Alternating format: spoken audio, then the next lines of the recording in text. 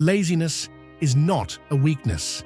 It's an enemy, and if you don't face it head-on, it will devour your entire life. Sounds harsh, but it's the truth. You're not postponing tasks, you're postponing your potential. Every day you choose to stand still, every excuse you buy into is a small betrayal to the person you could become. And no, it's not because you're lazy, useless, or incapable. It's because your mind, if you don't train it, will always seek the easy path. Always. This is not about motivation. Motivation is a smoke that comes and goes. What you need is structure, action, and above all, discipline. Because if you wait to feel like changing your life, you'll wait your whole life. In this video, we're not going to romanticize laziness. We're also not going to give you pretty phrases to stick on your wall and continue doing the same old thing. This is a wake-up call, an uncomfortable but necessary invitation to stop making excuses, to stop being a spectator of your own life, to stop living asleep. I'm going to share 9 lessons with you, 9 ways to break that suffocating cycle of "I'll start tomorrow." They're inspired by Stoicism, backed by neuroscience, and grounded with practical tools that you can apply right now. Not on Monday, not next month, now. So if you're tired of being the person who talks but doesn't act, who dreams but doesn't move, who complains but doesn't change, then stay, listen, and prepare to take control once and for all. Because this time, it's not about wanting, it's about doing it anyway, even if you don't feel like it. On fire. The day before your mind starts to sabotage you. The mind has an almost perfect ability to destroy your plans before you start them. It's like a subtle but poisonous voice that appears as soon as you open your eyes and starts to put ideas in your head. 5 more minutes. You didn't sleep well today. Better start tomorrow. And the worst part is that it sounds logical. It sounds reasonable. That's why so many people get stuck, because they trust a mind that has been trained to avoid effort. The Stoics knew this. The time to act is not when you want to, but when you must. And that action starts even before you open your eyes. The key is to win the battle before it begins. How? By deciding the day before what you are going to do, at what time, and how you are going to start. Not giving your mind space to negotiate with you the next day. Epictetus made it clear. Don't wait for things to happen as you want. Make them happen as they should, and you will be happy. And that happiness he spoke of was not comfort or pleasure. It was internal pride, self-control, strength.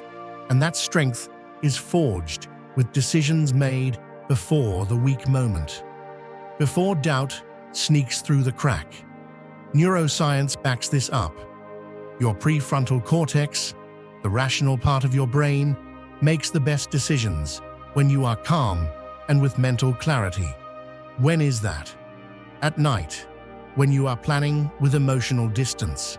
But in the morning, that part of the brain is half asleep, and the amygdala, the reactive part, takes the wheel. There, you don't want to decide anything, because if you decide in that state, you will give in, you will postpone, you will lose. So, don't ask yourself what you are going to do tomorrow. Decide it today. Write it down. Make it clear what time you are going to get up, what you are going to do as soon as you get up, what step you are going to take. Don't leave anything to improvisation, because if you leave gaps, your mind fills them with excuses. And yes, this may sound exaggerated, millimetric, but it's necessary, because laziness doesn't attack with shouts, it attacks with whispers. And if you don't have a clear plan before it starts to whisper, you fall, over and over again. Do you want to get up to train at 6 in the morning? Get your clothes ready the night before. Prepare your space. Visualize what you are going to do as soon as the alarm goes off. And don't allow yourself to think. Just execute. That first second defines everything. If you think about it, you lose. If you move, you win. Stoicism tells you, don't be a slave to your impulses. Take control before they appear. And that in everyday life means that true discipline is not exercised when the alarm goes off, but when you prepare the night before, so that when the time comes, you only have to pull the trigger. You can't trust your 6 o'clock in the morning version. That version is weak, tired, vulnerable. But you can trust your 9 o'clock at night version from the day before, when you have the clarity of where you are going and why you are doing it. So start firing before the battle begins, because when you have everything ready, when you already know what you have to do, there is no room for doubt. There is only one option. Do it. 2. Win the moment with a tiny step. Most people lose the fight against laziness because they try to win with a whole war. They wake up one day with energy and say, "Now yes, I'm going to change my life." And they make a list of 20 things, extreme schedules, 3-hour routines, all in one blow. What happens? After 3 days, they burst, and they go back to the usual, because they tried to climb an entire mountain without looking where they were stepping first. The secret is in the minimum, in the smallest step, because when you're in that moment, when you don't feel like doing anything, when your body weighs a ton and your mind wants to convince you to postpone everything, all you need is to win an instant.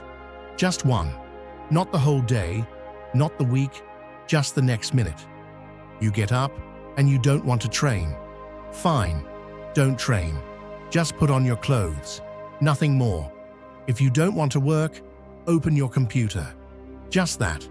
If you have to clean your room, start by folding a shirt. That ridiculous. That easy.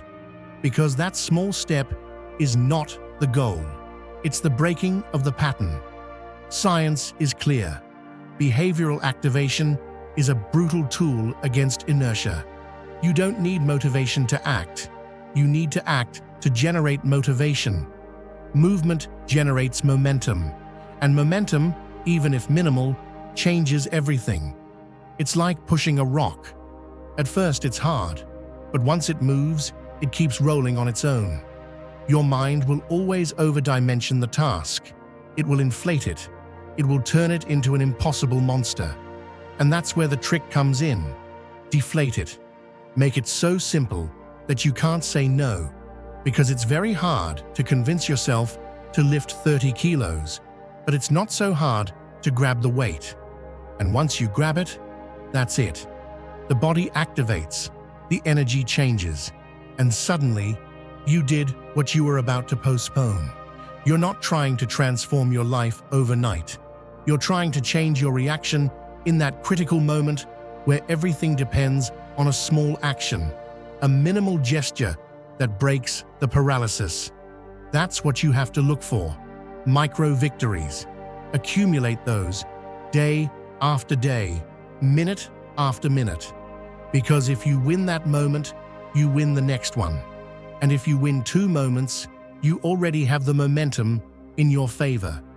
Don't wait to feel capable. Don't ask yourself if you have energy.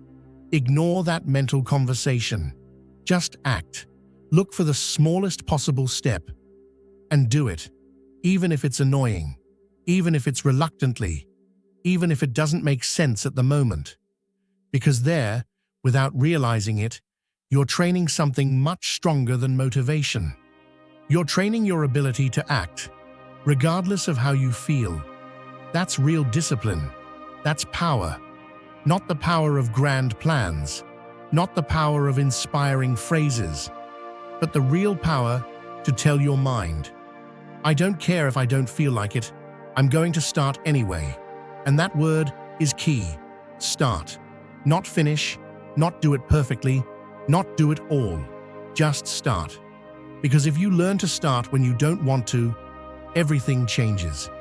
Laziness is not overcome with shouts. It's overcome with a single step. The smallest, the simplest, the most immediate. So the next time you feel that invisible pressure that leaves you paralyzed, don't think about what you have to achieve. Think about the only thing you can do now, the tiny step, the one you can't refuse to take. 3. Shatter the mountain into pebbles. There are days when you look at your to-do list and everything feels heavy. Everything. You feel like you have a mountain on top of you, and just thinking about climbing it takes away your will to move. You understand it. You know you have to do it, but you still freeze. Because your mind doesn't see tasks, it sees a wall. A monster that you don't know where to attack from. The key is to stop looking at the whole mountain. No one scales a peak in one leap. The only way to climb is by stepping on stone by stone. And the only way to overcome that feeling of overwhelm is by shattering the mountain into pebbles. Minimal tasks, ridiculous if you want, but concrete, clear, executable. One of the great traps of laziness is vagueness. When you say, I have to get my life in order, I have to get in shape, or I have to work more on myself, you're not saying anything. They are big, abstract phrases without direction. And everything that doesn't have a clear form, the mind rejects. Because it doesn't know where to start. Because it can't process it. So stop setting goals as if they were castles in the air. Start breaking them down. Do you want to train? Don't say, I have to train. Say, today, I'm going to do 10 push-ups. Do you want to write? Don't say, I have to write an article. Say, I'm going to write a paragraph. Turn the big into small, the intimidating into simple, the distant into immediate. And beware, this is not resignation. It's not thinking small. It's strategy. It's intelligence. Because when you break down the task, you take away the emotional weight. You make it manageable. You get rid of the drama. And that gets you moving. And once you're in motion, everything changes. Because the one who does 10 push-ups, then does 15. The one who writes a paragraph, then finishes a page. But first, you have to get in. Break the inertia. There's something you need to understand. The mind fears the whole, but not the piece. You're not afraid of cleaning your house. You're afraid of the idea of doing it all at once. But if you focus on just washing the dishes, just that fear disappears. And when you're done, you've already done something. You've already won. And that gives you momentum for the next step. Discipline is not an epic feat. It's an accumulation of small actions, done even when you don't feel like it. If you solve 5 pebbles every day, at the end of the month, you will have moved an entire mountain. But if every day you keep looking at the peak, thinking about how far it is, you'll never take the first step. The trick is to write your tasks in micro mode. Not work 8 hours, but open the file and read the first page. Not do the complete routine, but put on my sneakers. Be clear about the macro, yes, but work in micro.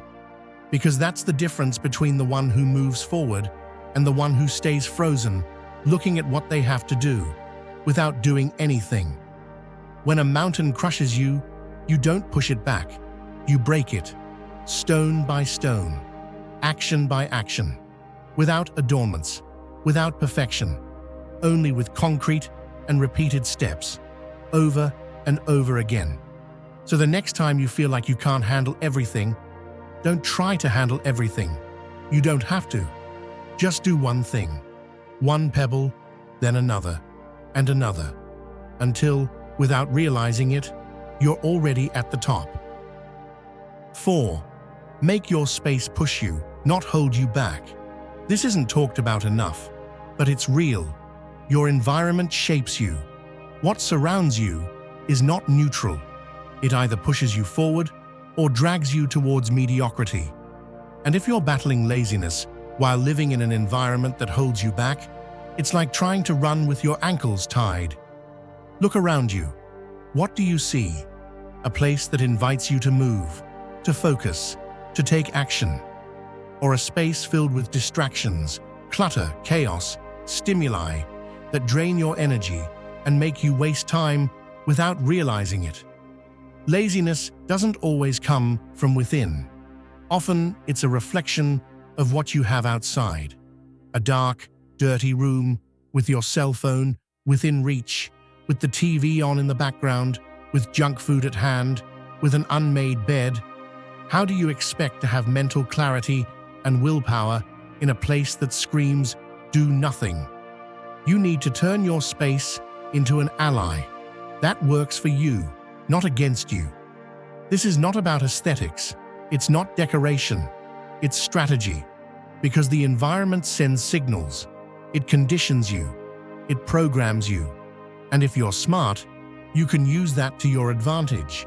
Stop leaving the decision to your willpower. Don't trust that you'll have the self-control to resist everything. Willpower is limited. You know it. What you need to do is design your space to push you to do the right thing without having to think about it so much. Want to stop wasting time on social networks? Keep your phone away. Put it in another room. Want to work focused? Have only what you need on the table. No distractions. Want to train as soon as you get up? Have your clothes ready, the weights in place, the space free.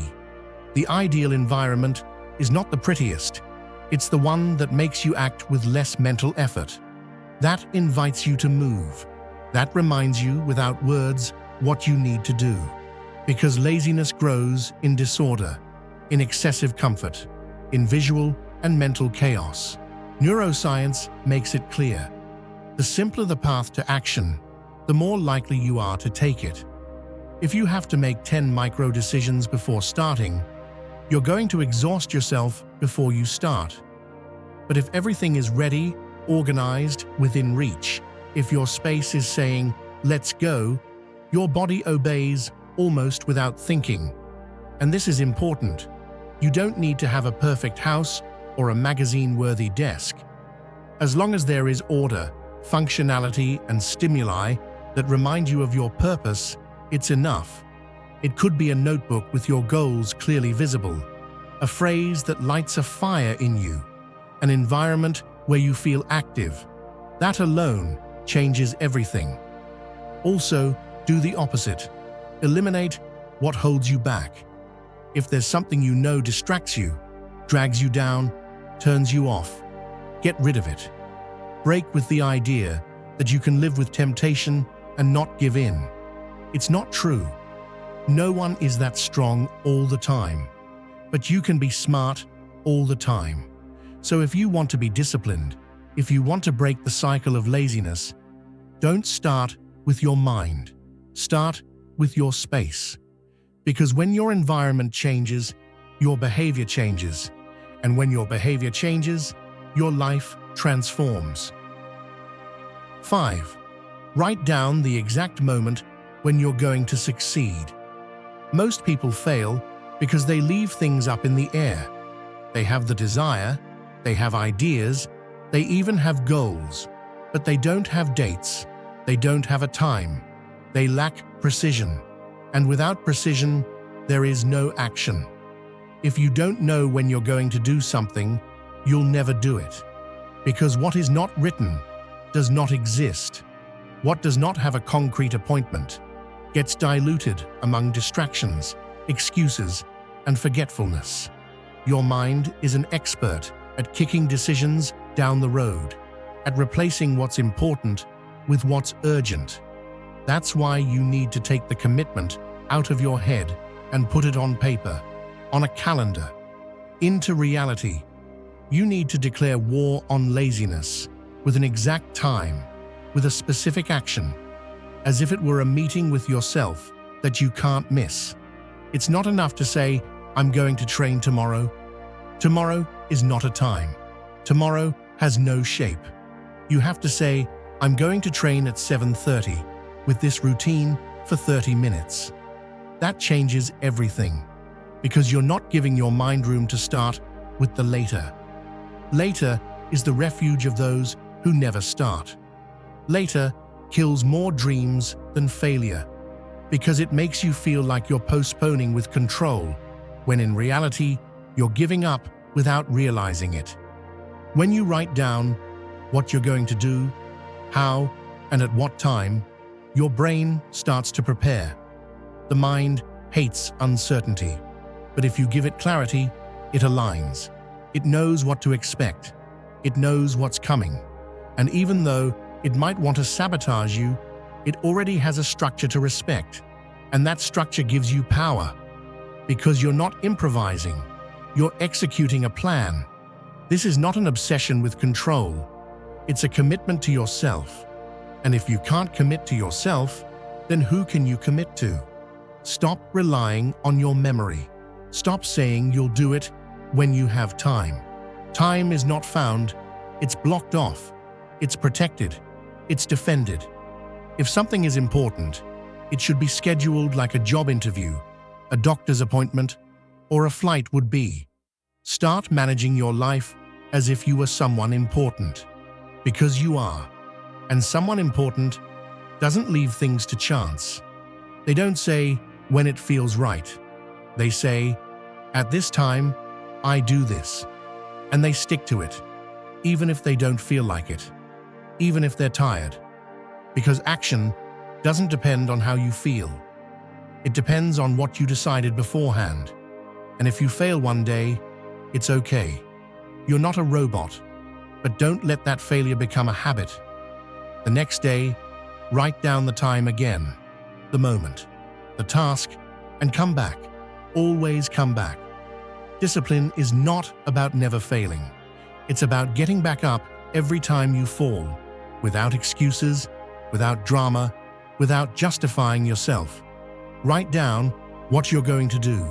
Write it down as an order, as a sacred appointment, and put it where you can see it, on your desk, on your phone, on the fridge. Not because it's magical, but because it reminds you that you've already decided, that you're not waiting to feel like it, that you've already resolved it, and all that's left is to follow through.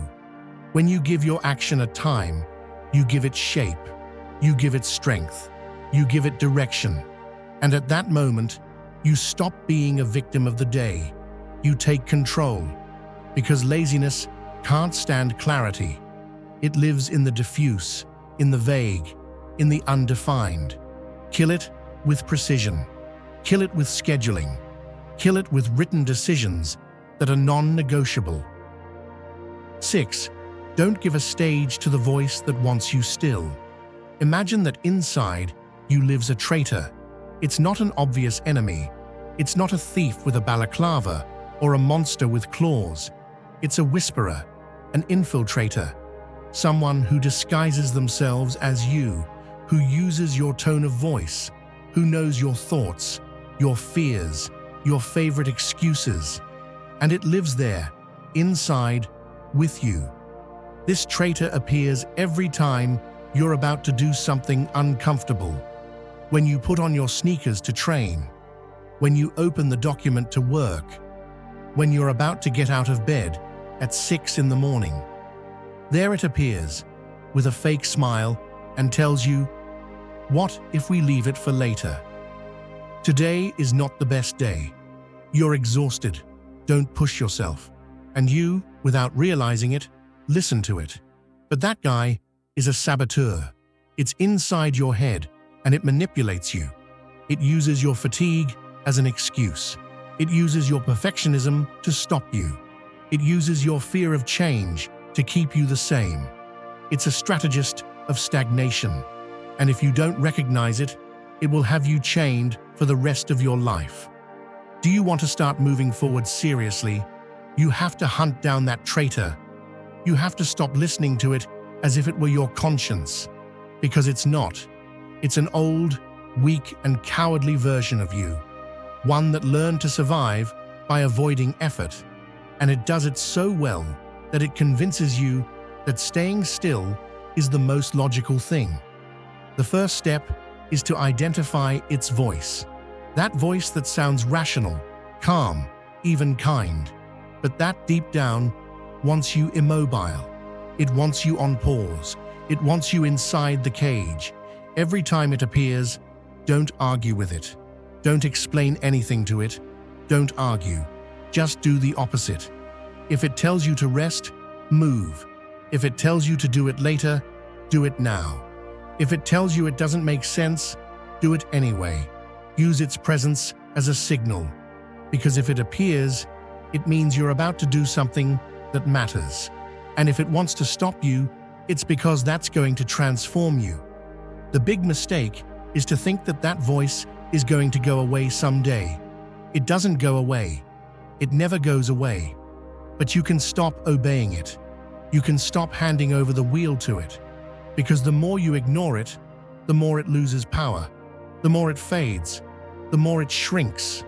Until it reaches a point where it no longer directs anything. It's just there, murmuring from the background, without real strength. Think of it this way. That voice is a dog barking at you from the inside. It has no teeth. It has no power. It just makes noise. And if every time it barks, you back off, it grows. But if every time it barks, you move forward anyway, it starts to understand that it's no longer in charge, that you're not its pet, that you're the one who decides. You don't need to silence it. You just need to act without its permission. Because real progress doesn't come when everything aligns, when everything feels right. It comes when you learn to move with the noise on top, to move forward with the traitor shouting in your ear without giving it a single step. So don't give it a place. Don't feed it. Don't pay attention to it. Don't sit it at the table with you. Don't let it talk anymore.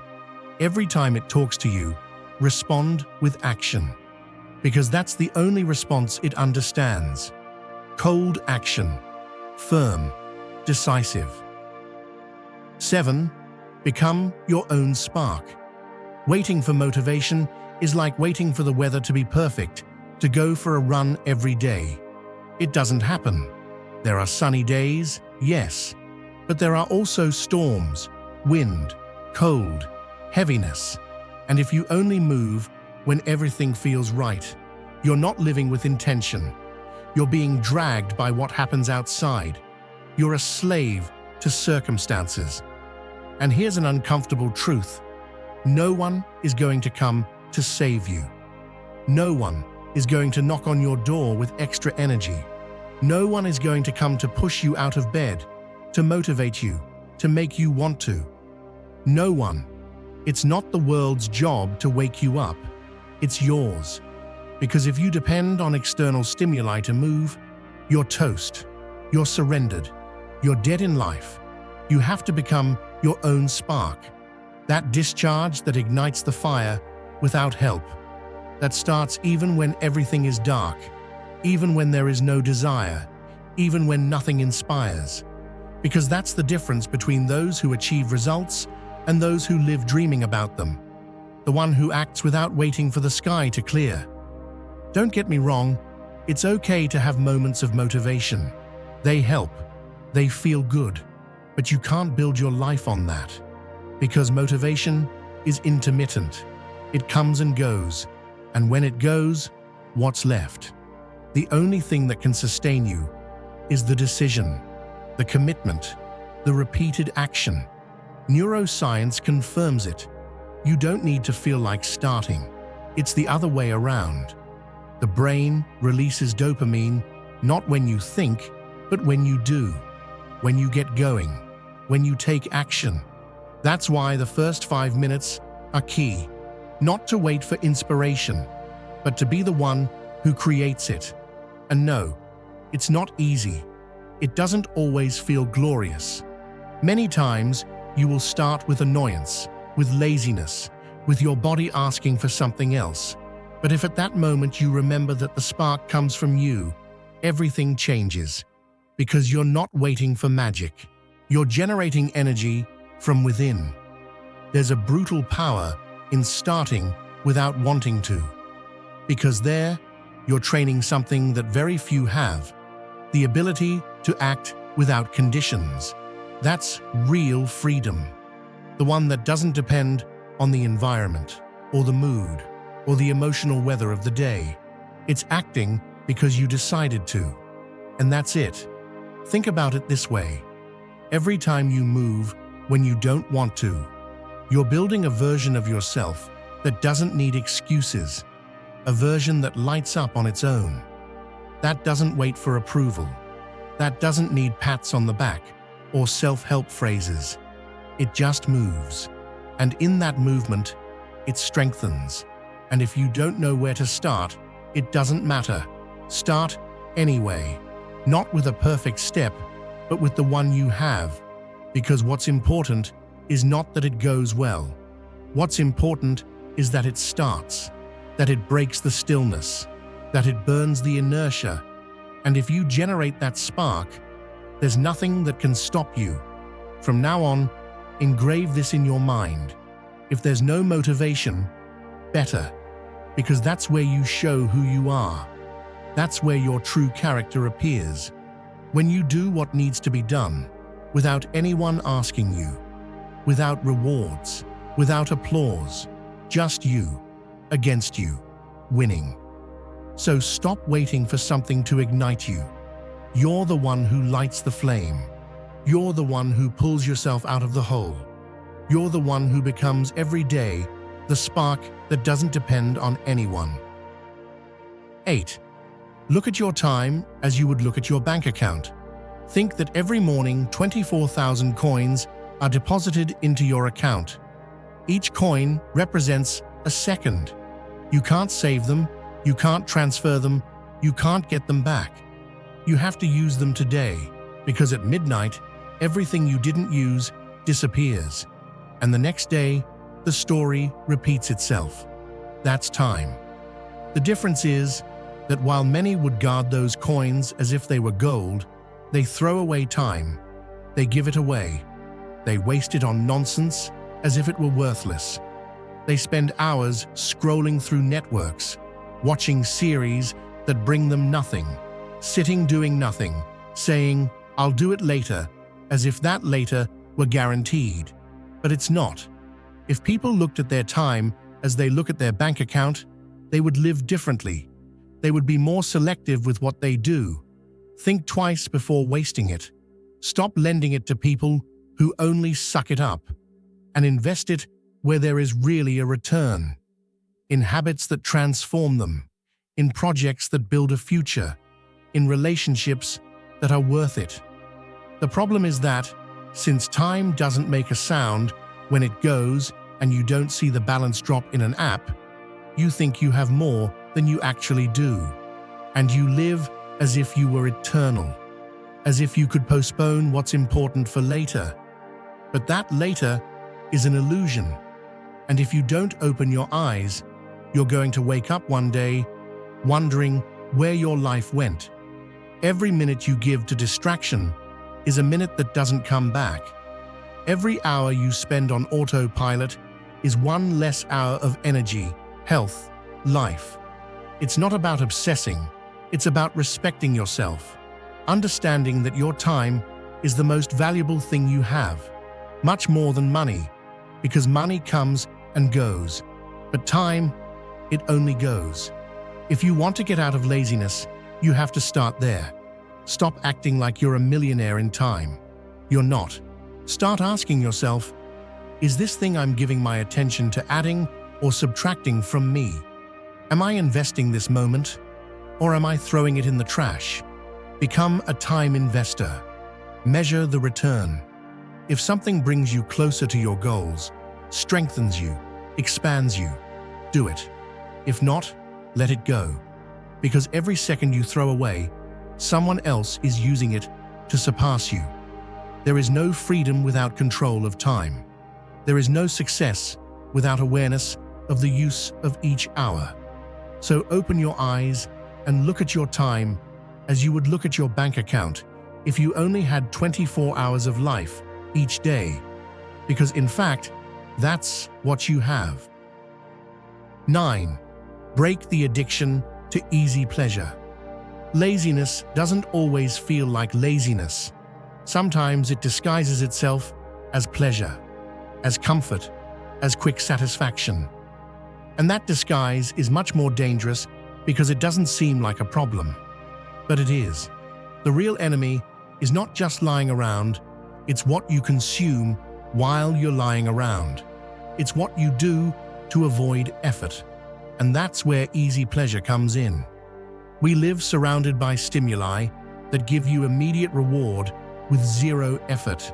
Short videos, junk food, social media, notifications, non-stop entertainment. Everything is designed to trap you, to stop you from thinking, to prevent you from feeling discomfort, to keep you from doing anything. Because the more still you are, the more you consume. And the more you consume, the more dependent you become. This is not an exaggeration. It's neuroscience. Every time you seek easy pleasure, your brain releases dopamine. You feel good for a while, but then you need another dose, and another, and another, until you get used to instant gratification and lose tolerance for anything that requires time, discipline, or effort. Your discomfort threshold becomes ridiculously low. And when that happens, everything important in life becomes burdensome. Because everything important in life takes time. It costs. It hurts. Do you want to really break free from laziness? Then you have to break that addiction. You have to detox from immediate pleasure. It's not about eliminating everything. It's about regaining control, about choosing again, about feeling satisfaction for what takes work. Because that's the difference between pleasure and purpose. Pleasure is consumed. Purpose is built. And yes, it's going to be uncomfortable at first. Your body will itch. You'll get bored. You'll feel weird. It's normal. You're reconfiguring your system. You're ceasing to be a consumption machine to become a person with direction again. And that discomfort is part of the price. But if you pay it, you gain clarity, energy, mental strength. You regain focus. You regain the desire. You regain the ability to do difficult things. Ask yourself how many times a day you seek quick pleasure. How many times you do it to fill the void, to avoid effort, to avoid confronting yourself. And start to slow down, to breathe, to not respond to the impulse, to choose something else. A minimal action, a simple movement, but real. Because every time you choose purpose over easy pleasure, you gain power. And that power is cumulative. It's not about becoming a monk. It's about ceasing to be an addict, about living with intention, about breaking that silent dependency that weakens you without you noticing. Because if you're not brave enough to endure discomfort, you'll never build anything worthwhile. Quick pleasure is a trap, a shiny cage. If you want to change your life, you have to get out of there. And that starts by doing what's hard, even when everything inside you wants to return to comfort.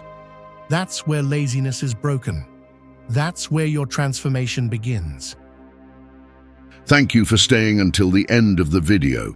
If you watched the whole thing, comment "I am Stoic" as our secret signal to know that you're a true student of Stoicism. Don't forget to subscribe and give the video a like if you enjoyed it. See you in the next video, and remember, keep cultivating your Stoic mind.